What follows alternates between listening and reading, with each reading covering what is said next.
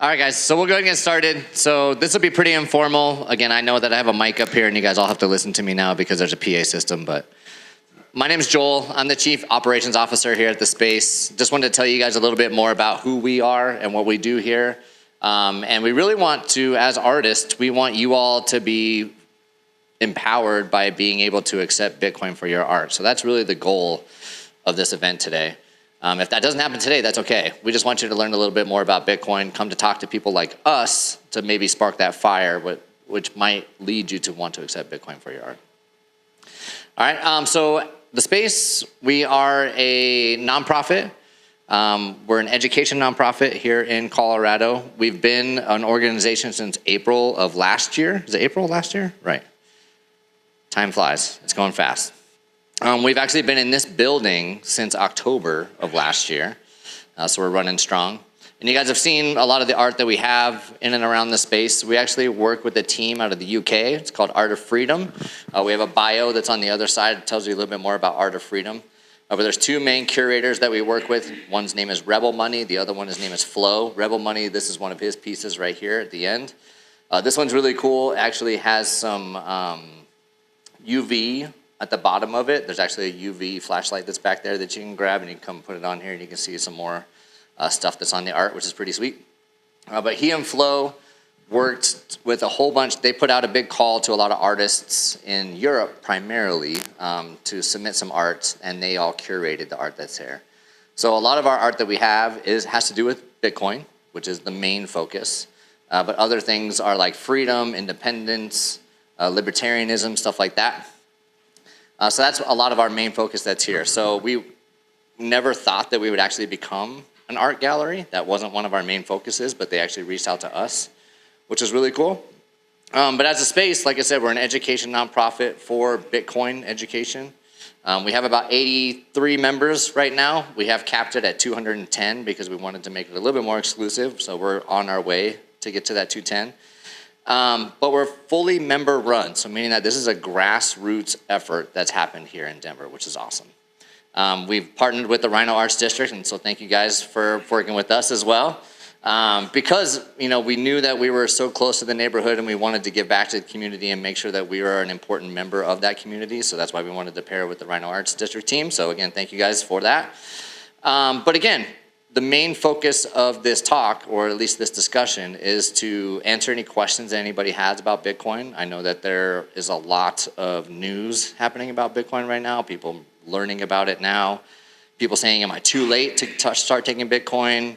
I hear a lot of people got in when it was $10 or $10,000 or $60,000. Now it's $115,000. So again, we wanted to keep this more conversational, so we won't talk about this too much. But a little bit of history about Bitcoin. So Bitcoin was found, it wasn't really invented. There was a lot of people that have been working on technical or digital cash for a very long time. They were called the cypherpunks. So there was a gentleman named Satoshi Nakamoto who invented or found Bitcoin back in 2009. So it really was a baby of that 2008 financial crisis that we had. And they knew that the government was going to be printing a whole lot more money, right? So what happens when they print more money? It dilutes all the rest of the money that we had before. Meaning that the $100 that you have in your pocket right now, if they print another $1 billion tomorrow, that $100 is now worth X amount less. And that's continuing to happen, right? We've seen that in the 2008 crisis. We've seen it most recently with COVID. And you guys hear on the news all the time that all that they ever talk about is prices are going up. Right? They just keep printing more and more money all the time. So Bitcoin is one of those things where you can actually purchase it. It's got a fixed amount. There's 21 million Bitcoin. That's all that'll ever exist. And you can buy as little as $10 if you want to. You don't have to buy a whole Bitcoin, which is $114-ish thousand as of today. You can buy $10 worth if you want to. And hopefully, if you hold on to that $10 in the next 5 years, 10 years, it might go up quite a bit more. Now, that is a nominal number.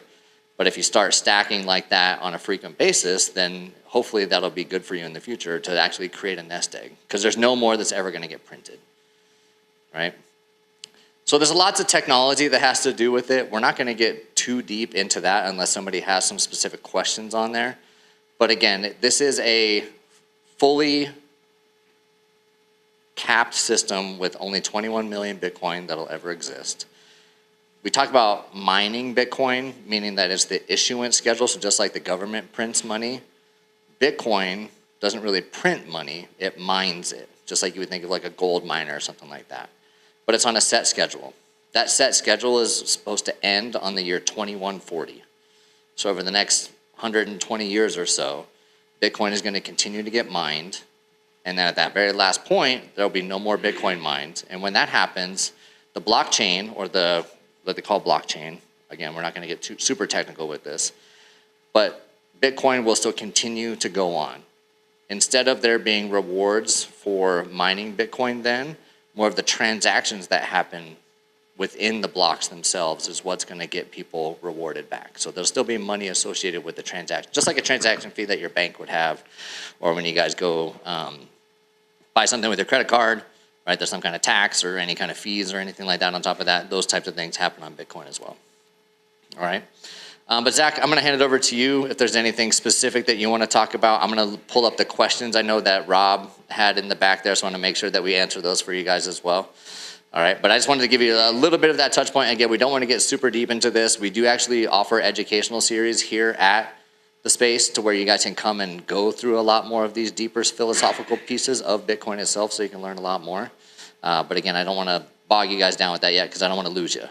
Bitcoin is a deep rabbit hole, and it goes deep really quickly. All right? But Zach, go ahead. Thanks, Joel. Yep. All right. I'm going to sit down. Hello. Hello, everyone. I'm Zach. One of the co-founders here of the space. Deep in the Bitcoin rabbit hole, as Joel refers to it. I think that the important point I want to communicate is like why people are so sure of Bitcoin, right? Because you hear a lot about Bitcoin's risky, and there's a lot of code that underpins the security assumptions. But the real important thing that you need to know about Bitcoin as someone who might ask themselves, am I going to hold it? Am I going to adopt it as a user? Is knowing that there's really a fixed amount of them. So Joel mentioned there's 21 million Bitcoin. Well, how do we know that that's true? Well, it's because the code enforces that. Well, how do we know that the code won't change and therefore change that? Well, it's because it's controlled by everyone. And so that is what's so unique about Bitcoin is it's kind of like voting where each person who what they call runs a node has an ability to have a say-so in what the rules of Bitcoin are. And since you have an ability to have a say-so in this monetary system, it gives you a lot more control over your life than what if you store your money in the US dollar financial system. And one of the biggest objections we hear at the space is, well, I don't understand how Bitcoin works. How many people understand how the US dollar works? You don't have to necessarily understand all of the underworkings of a financial system in order to reap the benefits of it. And as someone who maybe works in art, scarcity is probably a concept that you're quite familiar with. So if you have one of one, like a single edition, that might fetch a higher price tag than if you have 100 prints of the same piece.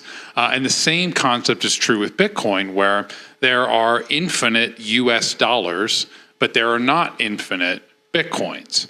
And this fact alone, which again is enforced by the code of Bitcoin, which is controlled by the users of Bitcoin, assures that that over time, Bitcoin will be worth more US dollars. And this is why people put value, meaningful amounts of money into it. And this is why they build their lives off of it and use it as a savings for their family. For their business. So you start to see things like the Bitcoin treasuries that are coming about today. And this is just a realization that dollars cannot hold their value over time because they are infinite, right? So it's like if you had 1 million prints of a single artwork, it's basically like having a JPEG online that you can copy paste. It's not the same as something that's finite and therefore highly valuable. So, the space is a place where we offer kind of like an education, a place to learn about this and a place to meet people who care about these concepts and want to use Bitcoin to empower and improve their life and their own financial situation and that of their future. So what questions, there's a bunch, so I'm sure, yeah. Yeah.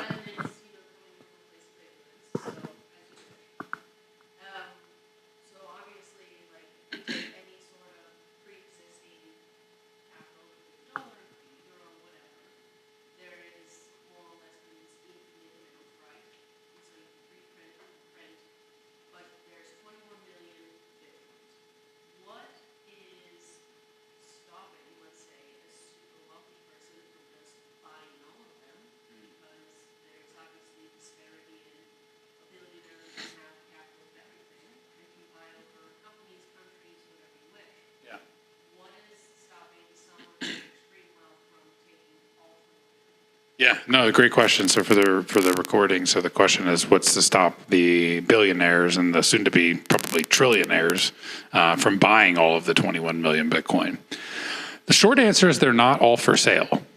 And so as long as that is true, that's not possible. Each person who holds Bitcoin. So because tens or probably hundreds of millions of people, and there's 10 billion people on Earth. So I think they say roughly 1 to 2% of the population holds Bitcoin or something like that. It's a small amount. So call it a couple million people. They would all have to agree to give all of them up and trade them for dollars in order for that to be possible. Yeah, forcibly. Well, that's opens up a whole new question. So, we can go down that rabbit hole. So, before I do, any other questions on that or? So not all the Bitcoin are in circulation right now. There's 20 million and change, and over the next 80, 100 years, basically, the final amount will come into circulation. So it's like an inverse exponent. So instead of an exponential curve that starts off slow and then gets very quick, it's the opposite. So it issued a lot of Bitcoin very early on, and now it's very slow, and it continues to get slower and slower and slower. Yeah, people lose Bitcoin all the time. Yeah. Yeah, it's you can lose it as easy as you can lose as cash in your pocket, right? And there are better ways to, if you store cash in your pocket, you can lose it very easily. If you store cash in an iron safe underground, pretty hard to lose that cash. So there's better ways to store Bitcoin, but yeah, ultimately it's a bearer asset, which means that you only have control of it. You only own it if you have control over it. Yeah. Right. So that's the thing. So any given day, it depends. I don't know the answer to that, but it's less than the total amount, which is why. And there are people like Michael Saylor. You could have heard. No, not even close. Yeah, because there's millions of Bitcoin that have been lost already, and they've basically been lost permanently, and because the owner can't recover them. But yeah, there's probably a few million Bitcoin on an exchange at any one given time, which means that if you had all of the money to buy all of that, you would only be able to get that many Bitcoin, and it would push the price up substantially. What was your follow-up question?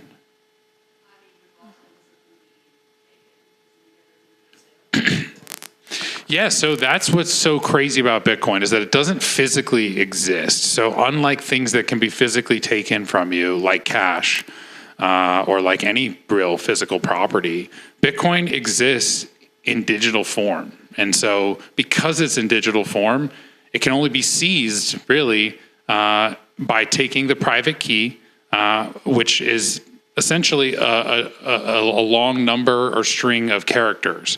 And so this can be taken from you, but you can take steps to make sure that can't be. So think of it like, basically the short answer is that because it's digital by nature, it doesn't physically exist anywhere. However, the access point to the Bitcoin still does exist somewhere. And so what you're really protecting when you're protecting Bitcoin is the key to the Bitcoin, not the Bitcoin itself, because the Bitcoin blockchain actually is what protects the Bitcoin, or what, like, where it is, it's where it's stored. And what you're doing is you're protecting a key to your Bitcoin that are locked up on the blockchain. So think of like the blockchain as like a big safety deposit box where your Bitcoin and my Bitcoin and everybody's Bitcoin are all stored next to each other. And so we need to lock them up. That way we can't steal each other's. And so what you can do with Bitcoin, which you can't do with other assets, is actually take that key or build a wallet with multiple keys and split those up. And now you've actually gotten to a place where, especially, and this is actually what I do in my day job, is that we help people build geographically distributed Bitcoin wallets, meaning that if you're someone who lives in a war-torn country and you need to get your money out of that country, well, if all of the keys to that Bitcoin are in that country, like you said, it's basically like they can take it from you with force, the government can, or any kind of bad actor. However, if you structure it correctly, and this isn't, like a by default thing, but it is possible with Bitcoin, is that you can build wallets with multiple keys and put these keys in different places on Earth. And now you've gotten to a place where basically you have to have multiple of the keys at the same time, which is, not possible if you're putting them in two countries where they, don't even cooperate. Maybe they are like those countries hate each other and have no jurisdiction or won't, collude. So there are obviously, like, the more extreme the attacker, if we're talking about like individual robbers in our home versus like government nation states, like there's a different defense strategy depending on the type of attacker. But the amazing thing is that you can, and this is, it's the only thing that you can actually defend from a nation state. That doesn't mean you will, because it's very difficult to do that, because you have to go through all those steps of putting keys across the earth and doing all that, but it's possible. There's nothing else that's even possible to do that with in today's life. Like all of our dollars, all of our physical property, it's really all like, under that, assumption of ownership unless force. Yeah, Andrew?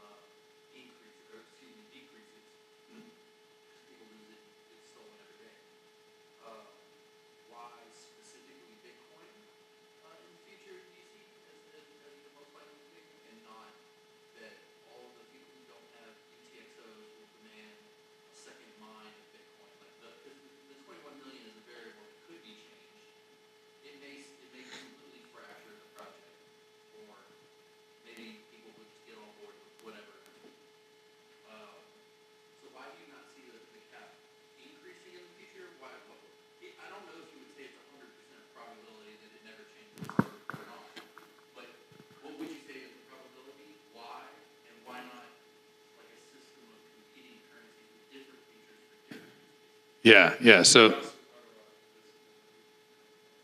So the finite, the supply is a transparent part of Bitcoin. You can literally verify. You can't audit Fort Knox, but you can actually audit Bitcoin supply at any given time.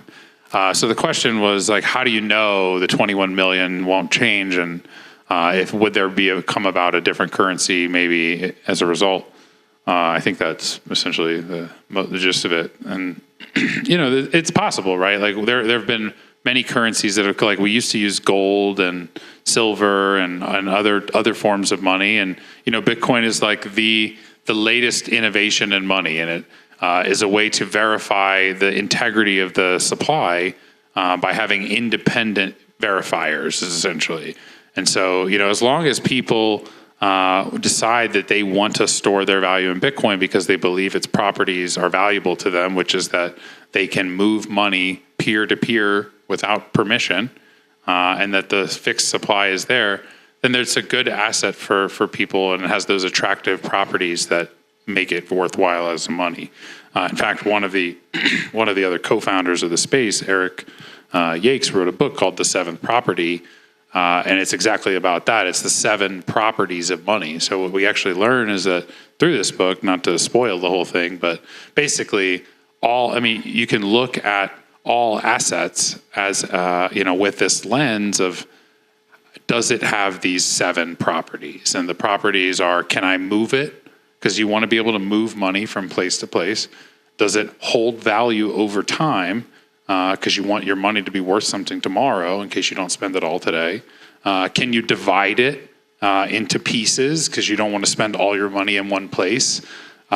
Is it the same? Like, so if you change one money for the other, can you actually like exchange it? Like, is $1 the same as another dollar?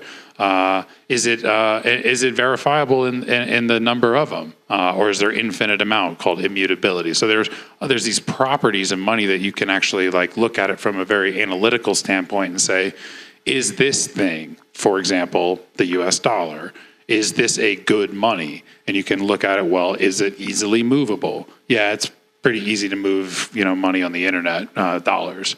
But it's infinite, right? So it's not a good store of value over time. So it is a good store of value over space, but not necessarily over time. Yeah.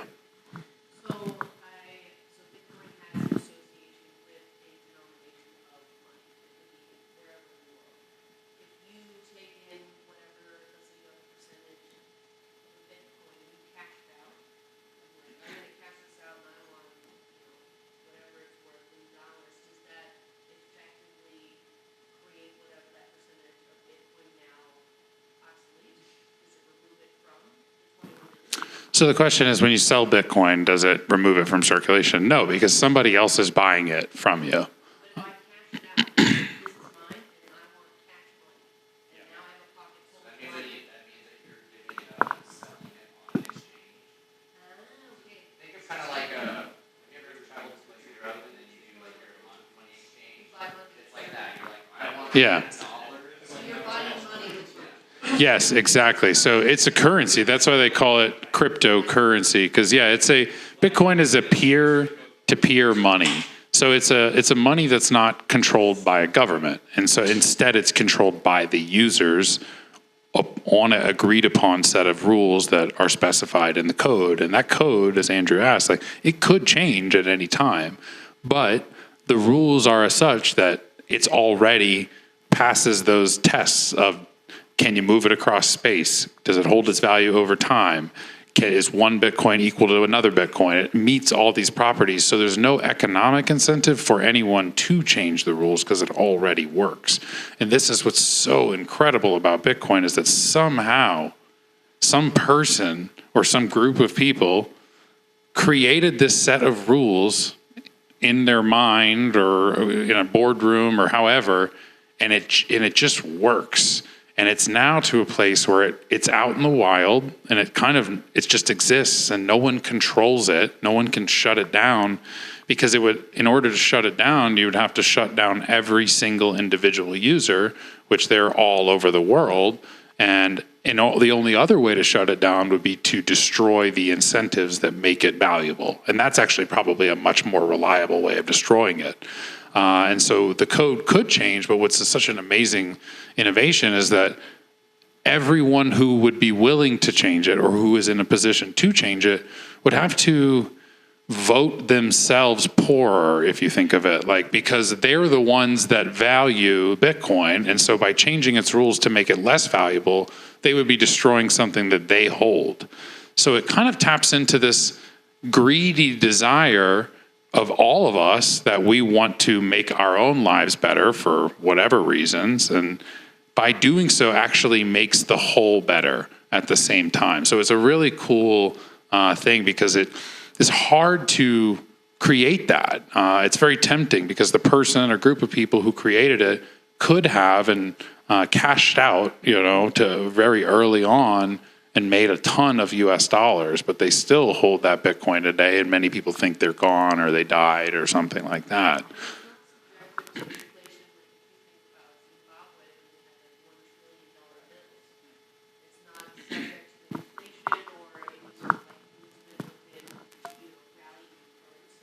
So Bitcoin has inflation, but the inflation is transparent and predefined. So we know what the inflation rate is. It's currently about 0.8%, so much less than the dollar today. And every 4 years, that inflation rate, through what's called the halving event, is automatically cut in half. And that's in the code. It's hard coded in the code already. And what that actually does is take the number of Bitcoin that are released in circulation through mining, through the block. Each block creates new Bitcoin, mines them into circulation. But that number gets cut in half every 4 years. So that's why that chart's like this. So the first 4 years Bitcoin, 50 Bitcoin were created every 10 minutes. The second 4 years, it was 25, then it was 12, then it was 6.25, 6.5, now it's 3 or 6.25, now it's 3.125. So in 4 years from now, it'll be 1.7, and then it'll be 0.8 and 0.4 and 0.2. You get it. Like, yeah, so Joel mentioned that because what it was is like discovering a system that has these seven properties of money all together. And particularly, it was a problem that exists called the Byzantine generals problem, which was how do you coordinate a group of actors that can't necessarily communicate with each other or trust each other. And that's what ultimately the problem of money creation and control over money was given to the government for, was that we can't verify each other's money privately, so we're just going to give it to the guys with the guns and they'll be the ones in charge of it. And to be honest, that was like the best way to do it until Bitcoin. And so that's kind of where we are now, but it's an amazing innovation that, we are all still, as teaching it, you're still learning, right? And that's one of the best ways to actually learn it. Yeah. Is this one on too or no? Yeah, that one's on. Yeah, so one thing to keep in mind is that we think of Bitcoin as like Bitcoin. It's one simple thing. Really, it's about 40 years of technological innovations. So it's actually 40 years of trying all these different computer ways to do all these different things that eventually converge into what we see Bitcoin as today. There's a really good tree that you can see in a diagram that we don't have here today, but it tells you we have this type of thing that we tried to create in software and all these other things that kind of came together. And eventually that's why we go for, is Bitcoin an invention or a discovery? Because really it was an accumulation of all these different innovations in technology that led us today to what we call as Bitcoin. Yeah. Okay, so in 2020, Bitcoin was worth $10,000 now. We've all seen it high. I'm curious where the value comes in and how that works. If we're mining more, I understand there's 1 million left to be mined. We're adding to that causes the inflation, right? Because we're putting more into the system. But how is it gaining value? It's because there's so many more dollars coming into the system than Bitcoin at the same rate. Well, so I understand that. So, well, I mean, so we're putting, how is it inflating for U.S. dollars? Is that what we're saying? Yep. Because if it's not, how is one Bitcoin going from 10,000 to 100,000 without gaining the value behind it? You know what I mean? I understand everybody's putting their money into it, but if it's being more created, does that So when you think about price of something, right? There's two factors, right? There's the numerator and the denominator. So it's actually like when we quote Bitcoin, we're actually quoting Bitcoin over USD. Like that's what we're quoting Bitcoin in the price of dollars. But in other countries, they quote Bitcoin in the price of their currency. And the chart looks different because their currency is weaker than the dollar. So Bitcoin's gone up faster. So when you look at it, it's Bitcoin has got this ability to move on this chart because it's finite in a way that fiat currency can't, because it's finite, because there's a pure finite 21 million.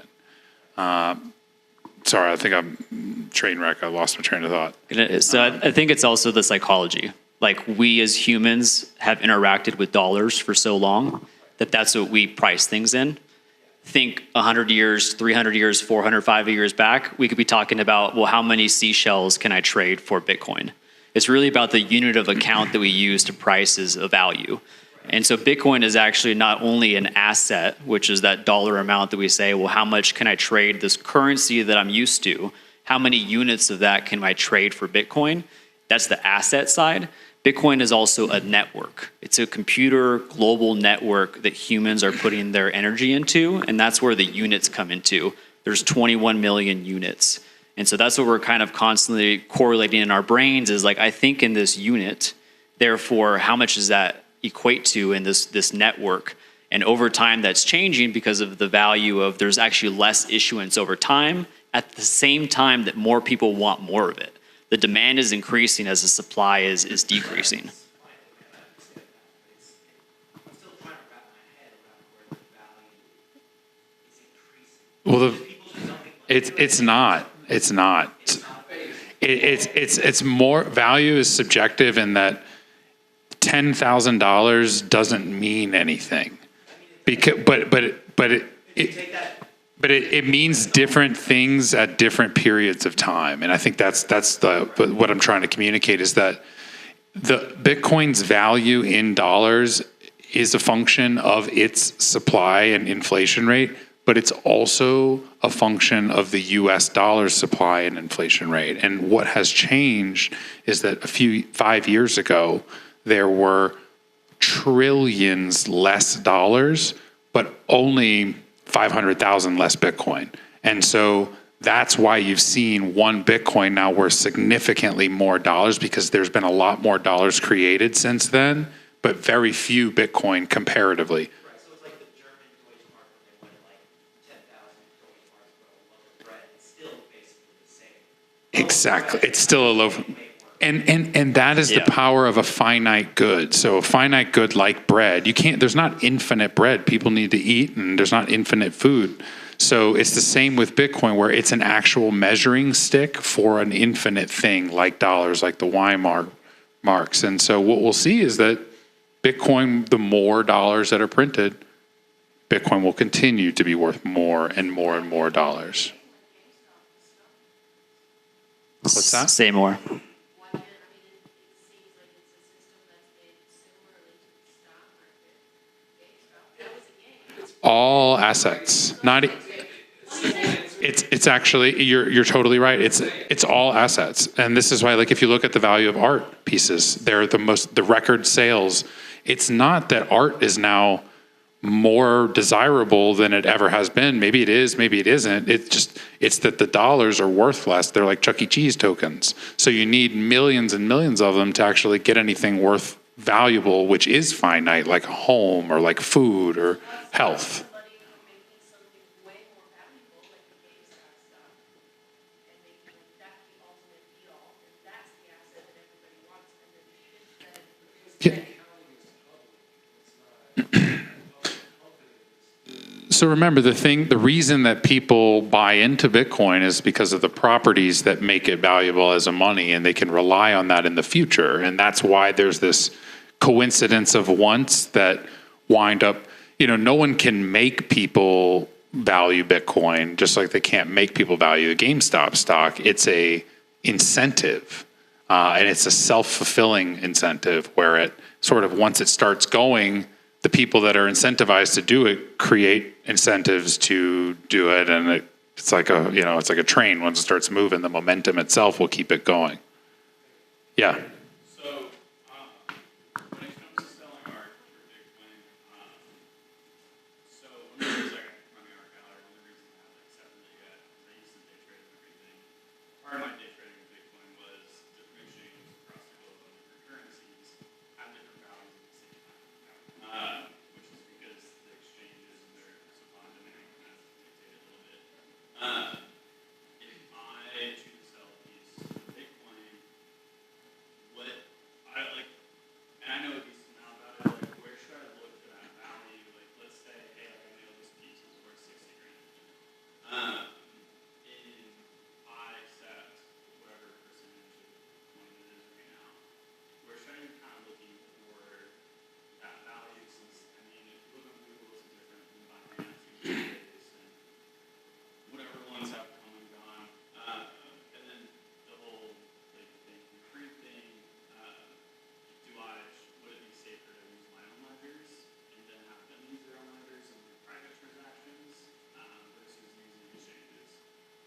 Yeah. So where do you find a reliable price data to quote? And that was the first question. There's a number of different exchange sources. I would check a few. Mempool.space has a good one. Mempool.space. Coinbase's API is perfectly fine. Cash App, they've got one too. Block has a free one, the owners of Cash App. There's lots of reliable exchange data today, certainly a lot better than it used to be. It's kind of like the stock market, like, people wanted to be closer to the New York Stock Exchange back in the day because you had faster connection. You, It'll be marginal too. Yeah. If you look at, like you said, Binance or Coinbase. you can also, yeah. You can agree to take like an average of them too. So if you know the ones that are best known, just take an average of those And totals. we use BTC Pay server here, and this gives you a ability to set invoice length and time length. So you can lock in a quantity. You can actually add a spread for price fluctuation. So, for example, you can add like a 2% on top of the current price and give them 30 minutes to pay. That way, if it moves against you any kind of way, and a lot of times people will give people a discount on the price, but they'll. There's a lot of ways that people think about doing incentives because you kind of avoid those merchant fees that you would have to pay through Cash App or Toast in the restaurant industry or things like that. The question about your ledgers was, it depends. Yeah, I think if you're like holding on to your own Bitcoin as a savings tool, the whole point of Bitcoin is to be able to hold your own money. Otherwise, you're just kind of missing the innovation. The whole point was Bitcoin gets money that can be held in your own self-custody without permission from anyone, from the government especially. That's why they don't control it. And so if you're not, you've kind of you've given up a big part of the benefit of Bitcoin, which is that you can control your money without asking the government for permission to do so. Now some people don't care about that and just want the inflation protection, in which case I would say the government is the one that's creating the inflation that you're trying to protect from. Don't you want to hold your assets and stop them from being, but in any case, you don't have to hold your own keys, but it is a very good idea and you should learn how to do so, but not before you're ready. So, there's lots of people here at the space, myself included, that can help you get really comfortable with that. Yeah, and then also all the art that's on here, we use Scarce.city. So they're basically an online platform where you can, it seems to be on the back end that you choose the dollar amount that you want, and then that's going to change the floats Bitcoin on the front end. So even though Scarce.city is only accepting Bitcoin for payment, the artist is actually choosing on the back end what they want in US dollars. And so it's going to change that front end as to what the Bitcoin is that's actually going to be charged at that moment that the person were to pay for it. We use different currencies for that since back when I used to trade, I used to change from I would sell Bitcoin for euros and I would buy Ethereum and I would buy Bitcoin back. Because there's people that do this with currencies. Yeah. Yeah, This Bitcoin's is just a currency. It's so. digital money, which means it's completely changeable in terms of those types of things. It's really a software issue. It's has the person thought of it yet? And has the person actually built the software to do so? And that's kind of where we're in that early stage is all these ideas is to oh, well, can it do that? It can. Is it easy to do it right now? Maybe, maybe not. And so that's where everyone's starting to build out these different ways to make that easier. Yeah, there's different ways to get exposure to it too. You can price your art in Bitcoin. That's kind of the most extreme, but you can do one less, which is what we're doing, which is this art is actually for sale in Bitcoin only, but it's priced in dollars. So the Bitcoin number floats, the US dollar amount is fixed. So that's kind of less extreme. You can also just sell it in dollars and not do Bitcoin at all, and just turn the dollars that you receive into Bitcoin after, right? So that's even less of an extreme step is just taking your profit and saving it from inflation over time, right? Which is even less friction. And that's oftentimes where we recommend people start is just taking, don't even worry about accepting it because then you've got to get in your point of sale. And it's just after all that's said and done, just sweep a little bit into this on your, balance sheet so that you have something to grow over time instead of dwindle. And let me go a little further real quick. Correct me if I'm wrong here. I think the deeper question is you're providing your time, your life into this art piece. It's also costing you resources to make the art piece. You're pricing in dollars, so you want a certain amount to be able to recuperate your time and effort put into this piece. And so how do you properly do that in terms of Bitcoin? Yeah, and I think this is kind of like the international art market question of like there's galleries that work in 6 different countries, 6 different currencies. Those inflation rates change from day to day. Yeah. Is there like something like I mean BlackRock, like the US government has some of these holders right now. So like is there a safer currency to choose as kind of like a general market value for it? I mean, we personally see The U.S. Bitcoin- dollar market is by far the most quoted, the most volume traded. So like the Bitcoin U.S. dollar price is the one that has the most trading volume, which means that that's the market that's most active, which means that's the one I would say has the most signal, but they're ultimately all going to be pretty similar. If you were to change the dollars to euros, it's going to get the same quantity. And the cool thing is Bitcoin's accepted everywhere in the world, Yeah. pretty much, or at least exchangeable for any local fiat currency somewhere. Yeah. I just want to step back and confirm that. So the value is based on inflation? Is that right? So like, the more people that are, or the more, not global inflation, not just the banking market, right? Is that what the banking system, is the more inflation in the US or the world, Bitcoin becomes more valuable? Is that how that works? Is that what I was understanding? Or is it just inflation in general? Because I know you explained US dollar and all of that. You want to answer this, Luke, or? Yeah, getting back, because I was thinking about your question earlier, where does the value come from? Price keeps going up, where is Bitcoin getting more and more valuable? And I would argue that it is, and if you look at that mining hash rate, it's like a parabolic curve, and that's the electricity that's going into securing the blockchain. And that gets more and more secure every single day. People are putting. Yeah, true. So I would argue that the value gets more valuable because it's harder to break. Yeah, the settlement assurance is increased, yeah. And Question about the mining side. It's right now, is it back-ending on the internet protocol? on the what? The internet protocol, and the server thread, anything to moving information around, what's the back-end network that's It's the Bitcoin protocol. So the actual Bitcoin is the communication protocol. It can be moved over a few different transport layers. If there's someone who's telling me I'm wrong, tell me I'm wrong. But most people connect to Bitcoin peer-to-peer through the internet protocol. But we, for example, have a satellite on the top of this building that receives the Bitcoin blockchain data from space. So that's not the same as like the peer-to-peer internet that we would get. People also do Bitcoin through cell phone in Africa. I have no idea how that works, to be honest. And I know people do it through radio, or at least some things, but again, that's like way out of my understanding. But it is essentially like, just like you can mine with they call it an ASIC. It's like a specialized computer that does one thing really, really good, application-specific circuit. That's ASIC. You can mine with your hand. You can literally do a SHA-256 hash with pencil and paper.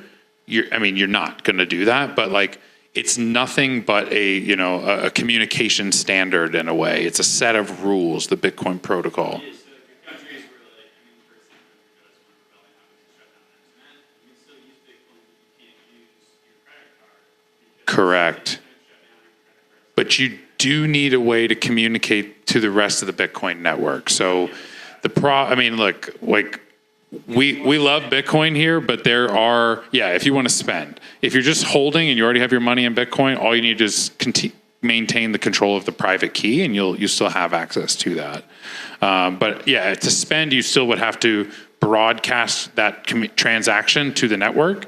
That's what a satellite can be done. There's a lot of like very creative ways of it.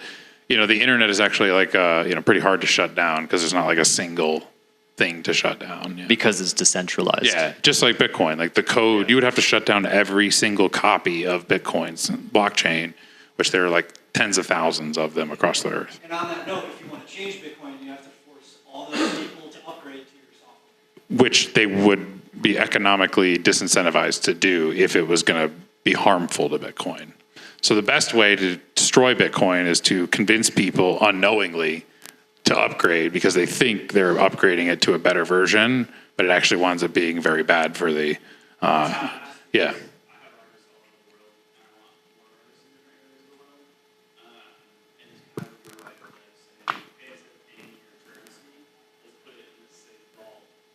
Yeah, it's borderless. It's borderless, and some art is used as expression and in political revolution, and we're very lucky here in Denver of all. We're in Denver, like it's not like we're in like New Orleans or something like. We're in a safe place, and we're in a safe country. Where people respect property rights, and that's not to say it doesn't have issues, but like there are countries that are much, much worse, and that's also why people in America have not necessarily adopted Bitcoin in the same way or at the same speed as they have in other countries where those property rights aren't respected. And so, we're lucky that like our money in the banks usually is just there, right? And it's crazy to think about, but like. That isn't a guarantee in a lot of places on Earth. And so Bitcoin gives them some ability to have hope that their work is not going to be stolen from them and that they have an ability to enforce that is true. They have control over their own future. And that's a very powerful thing, right? Ultimately, like Joey said something that really hit, it's one of my favorite parts of Bitcoin is that like when you work, you are trading your life. That is your time. Our time is more valuable than our Bitcoin. You can get more Bitcoin, you can't get more time, right? So it's a one-way trade. You're trading your life for something. If you are not trading it for a good, you're trading it for money, which you can then trade it for a good or service later. And so, but the catch and the horrificness of it is that when you go to trade it for a good or service later, it's not worth as much. Which means you got to go trade more of your time again, but you don't have that time anymore. You've already traded it, and so it's a way to preserve your life. I guess kind of the point of the question is, I'm not caught up on all the regulations in the United States with it. Let's say like I want to pay my artists, and I've got some artists that fly like Venezuela or areas. I want to pay them through Bitcoin sort of the way. I've got our customs and things, currency exchanges. Yeah. Kind of do. I want to pay them in Bitcoin. What would be your recommendation? Sort of setting up a wallet, like to avoid the exchanges? Because, and correct me if I'm wrong, but a lot of the exchanges based in America are now under a little bit more Yeah. as assets. Yeah, getting like a hardware key, like a ledger or a Trezor or a cold card or some kind of hardware device that they can have a private key offline and write a backup of it too. So if they lose that device, they don't lose all their money. Is a great option. It's like $50-$60 maybe $70 these days. The Jade, I don't really like that one personally. Yeah, whatever. But yeah, you don't necessarily need that, but it's just kind of like if you generate a private key on your phone and your phone gets stolen, then there's a good chance you might lose the Bitcoin. So like that's like carrying if you have $1,000 in Bitcoin and you have all of that key on your phone, then you're carrying $1,000 in cash everywhere you go. And the more Bitcoin, the more it's worth, the more you're carrying everywhere you go. So generally you want to keep it in an offline dedicated device for safety. But then it also depends on the person you're interacting with, like how much money do they want to spend on the hardware? And so there's always that cost benefit analysis. It's as simple as putting an application on your phone, showing them and walking them through that, and then as the value goes up, taking that next step of how do you get them into something that's a hardware wallet. But it's really that point of entry. It's like, what's it going to take to get somebody to try to figure it out and play with it? Yeah, the tax side is an independent contractor essentially. Yeah. Right? So if they're international, you're not having to put that as a 1099. You just have to keep records that you gave them a dollar amount of Bitcoin. So on the record, you're not actually saying I gave them Bitcoin. You're saying this dollar amount was transacted, and for your records, it's Bitcoin.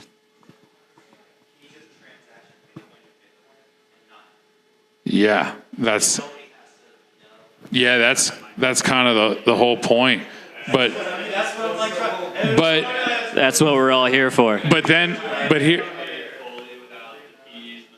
Yeah, I mean that's the whole point. It's peer-to-peer permissionless cash. That's what the words were in the white paper. And I mean, yeah, the idea is that you can send it anywhere instantly, and you don't have to ask for permission, and you can send any amount of value.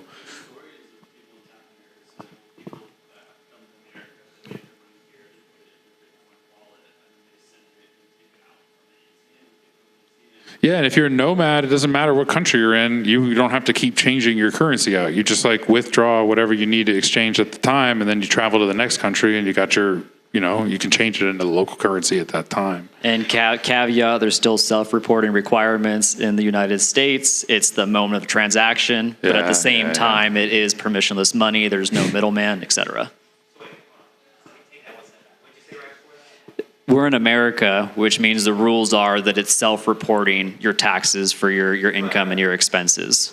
And so, in terms of the U.S. government, it's Right. the only thing that they're requiring is U.S. dollar amount. So if you received income, what was the dollar amount at the time you received that Bitcoin? That's what you record as your income. Which you're was- not saying I received X amount of Bitcoin. You're saying I received this amount of cash. And that's why, like, if you set the price of a piece of work in dollars, then it's very easy to do that accounting, because it doesn't matter how many Bitcoin you receive. The only thing you got to report is, whatever amount it was in dollars, just like if somebody paid in cash or on a credit card. Yeah, so that's a good question. So that's the key to the Bitcoin. So the Bitcoin are on the blockchain, and they all are there. But it's just that if you want to make sure that yours are yours only, you have to lock them up. And so you lock them up with a key, and that key is just what that USB stick is. But it's it's like your key to your house, but it's a key. You can't, correct. You can't keep the Bitcoin on the USB. What's on the USB stick is the key to the Bitcoin. And so the blockchain itself is where the Bitcoin are, and what you have on the key or what you have on the device is the key itself.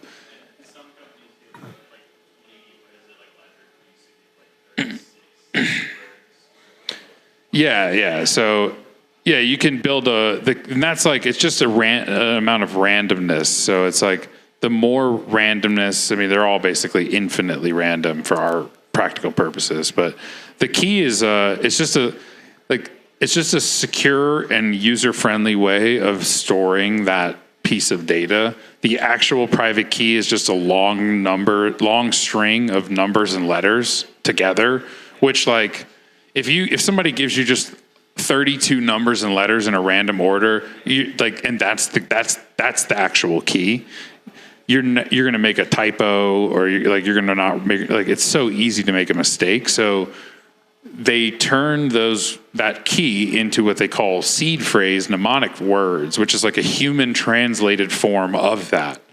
And then they take that and they store that on the device so that it's stored securely, so that you can interact with it without having to, like, type that long string of characters in every time to sign. Yeah, it's like random, but they're not actually random.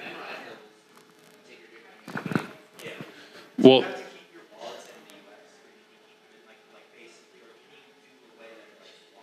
so the wallet is just a number. So wherever that number exists is where the Bitcoin.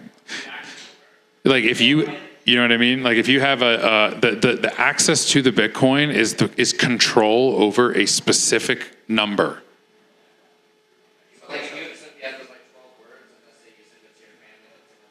They have access to it.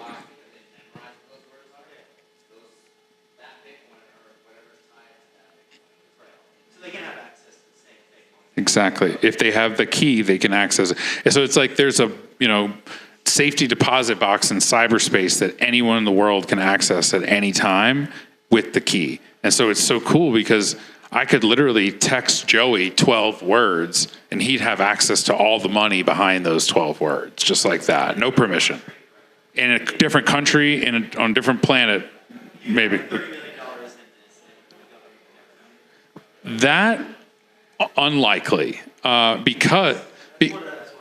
Yeah, so Bitcoin so- is not anonymous. So they may know that they may not know that it's you, but they will know that that is there because again, Bitcoin is it's just everybody's Bitcoin's on the same place.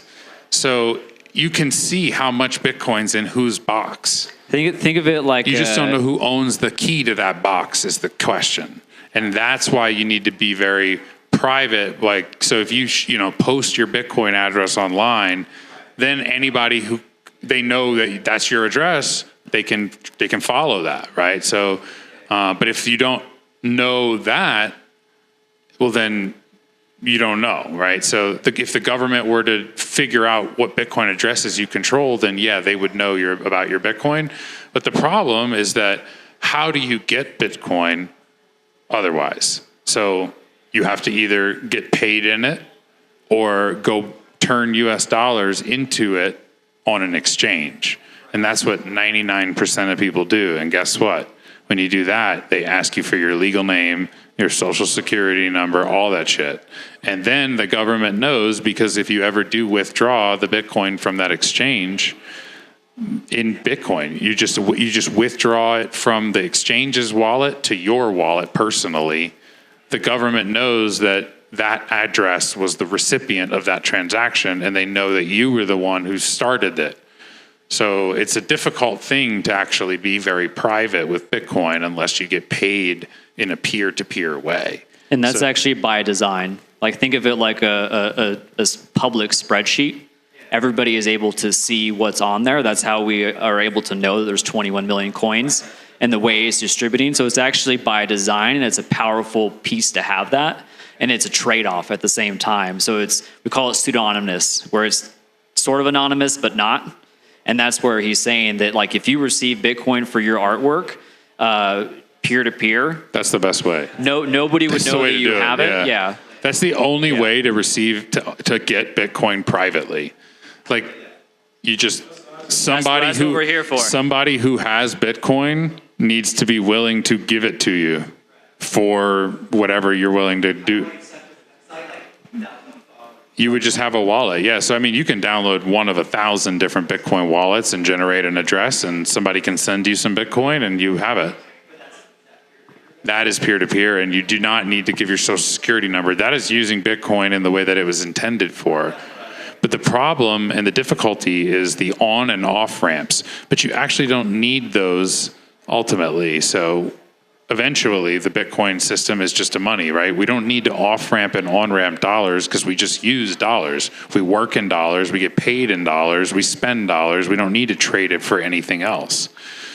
Eventually, people who believe in Bitcoin believe that that will be the same way. And so you can earn Bitcoin by working for it, and you can spend Bitcoin, and then that person you spent it for is earning it, right? And so it becomes a circular economy, just like the one we have with the dollar system, except your money's not losing value every single minute.